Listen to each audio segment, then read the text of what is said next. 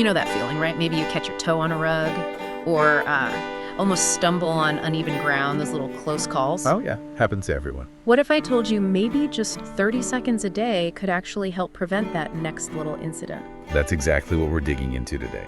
It sounds almost too simple, but these small things often are the most powerful. Okay, so welcome to the deep dive.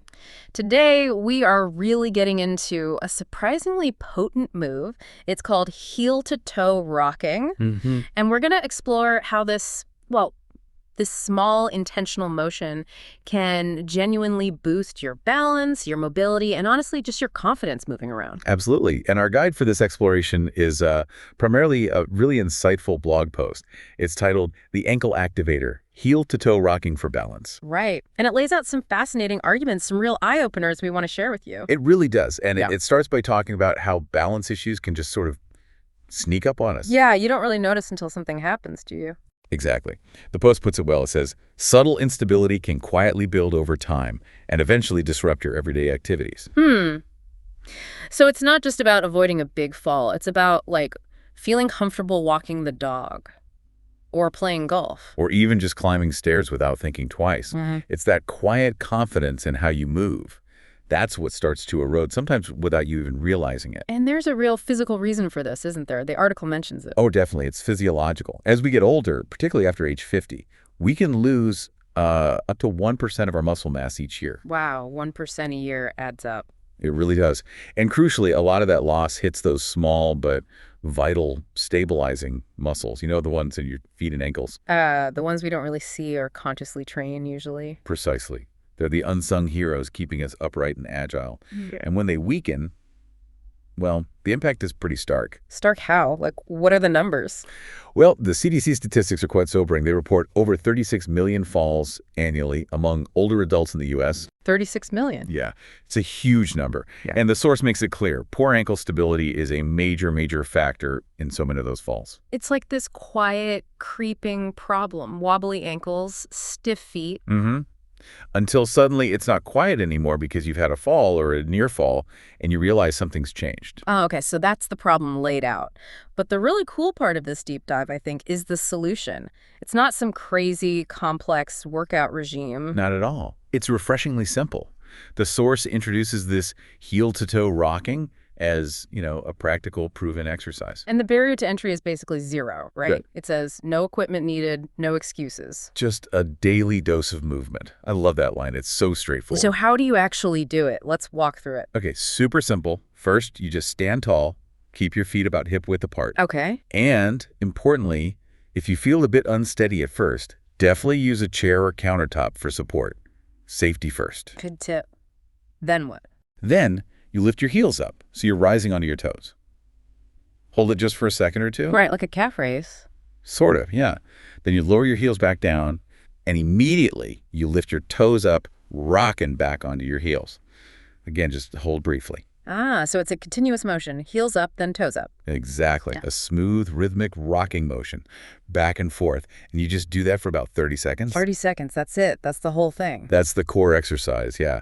It's really quite amazing what that little bit of movement can do. And the benefits. The article lists quite a few immediate ones. Yeah, it talks about improving ankle and foot strength, which makes sense.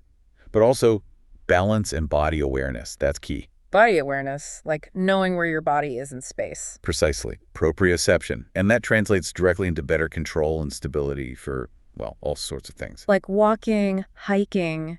The source mentions golf, shuffleboard, even pickleball. Yeah. Those quick sideways movements. Exactly. Things where you need that quick adjustment, that solid base. Yeah. This exercise helps build that foundation. Okay, this is great, but now we get to the part the article calls the hidden insight. Yes, this is where it gets really interesting because it's not just about muscle strength. Right, the article says most people don't realize this part. What is it? It's about the nervous system. It turns out your feet are absolutely packed, full of sensory receptors. Okay, sensory receptors, like for touch. Touch, pressure, position. Mm-hmm. They're constantly sending these little updates to your brain, like nonstop data streaming. about your posture, how your weight is distributed, where your feet are. So my feet are basically talking to my brain all the time. Constantly. They're providing this real-time map so your brain knows how to keep you balanced. Wow, okay. So what happens when that communication breaks down? Well, that leads to what the article calls the fuzzy data problem.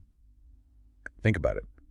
We wear shoes most of the time, right? Often cushioned shoes. Yeah, or we're just not very active maybe as we get older. Exactly. So those incredibly sensitive receptors in your feet, they don't get the varied stimulation, the rich input they need. So the signal gets weak. Or fuzzy, yeah, like a bad radio signal. Yeah. Your brain receives this unclear, incomplete information about what's happening down there. And if the brain's getting fuzzy data, it can't make the right adjustments quickly enough. Your stability naturally suffers. You literally become less sure on your feet because the control center isn't getting clear intel. Okay, that is fascinating. So the heel-to-toe rocking isn't just strengthening muscle, it's waking up those sensors, sharpening the signal. You got it. That's the real aha moment. When you do simple exercises like this, you re-engage those receptors. You make them work through their range. And suddenly the brain gets clearer signals. Exactly. Clearer signals mean better information, faster adjustments, and dramatic improvements in stability. It's like tuning that radio frequency properly. So the big takeaway here, it's not just about strength. Right.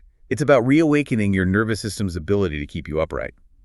It's optimizing that crucial brain-body connection, restoring something that was always there but maybe got a little dormant. This is actually quite empowering. It means balance isn't just something you lose and can't get back. Not at all.